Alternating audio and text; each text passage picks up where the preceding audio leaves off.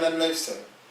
Akati kakati bwe twabadde mu nnaku enkulu abantu basobodde okubeera munnange nga bajaguza bafumba ennyama nkoko ebitafuttako byonna basobodde okubeera nga babyetuusako kati babulayo kujaguza mwaka mupya nga 31. Mu mbeera nga bwe yabadde omwami Erasmus Otim onono nga musomesa wa mathematics okubala kussa ne science kati ng'ono asomesa okusomero lya Kumi Modern Primary School yasobodde okubeera nga akwatibwa wamu ne munne oluvannyuma lw'okusangibwa nga baneeno 8 ogw'ekiro ababba enkoko. Yadde agenda masomero okubeera nga azibbaawo St. Paul's Catholic Church eri eyo Kumi.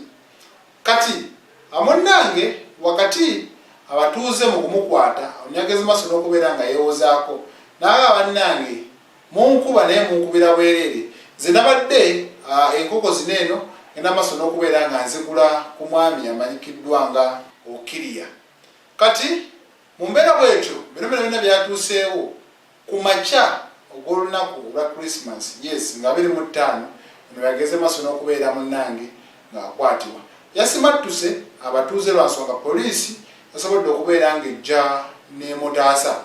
Kati mu nnaku zinene enkulu obubbi bw'ebisolo bubeera bw'amaanyi nnyo nnyini ddala era nga mu mbeera bwetyo abantu babalina okubeera nga munnange babeera vigilant nnyo eri ebisolo byabwe lwansonga bano abantu bagenda maaso n'okubeera nga balemwa okukola aye ne basaba okubeera nga babba ebintu by'abantu so nga ate n'oli agenda maaso n'okubeera nga alunda enkoko ze okusobola okulaba nga zimununula singa embeera ebeera munnange ekalubyemukko.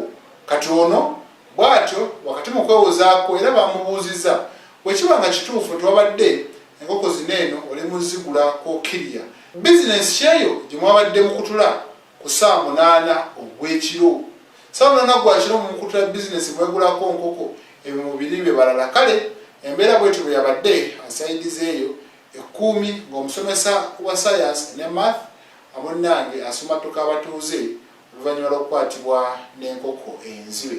Nze Ssegawa Murishiga.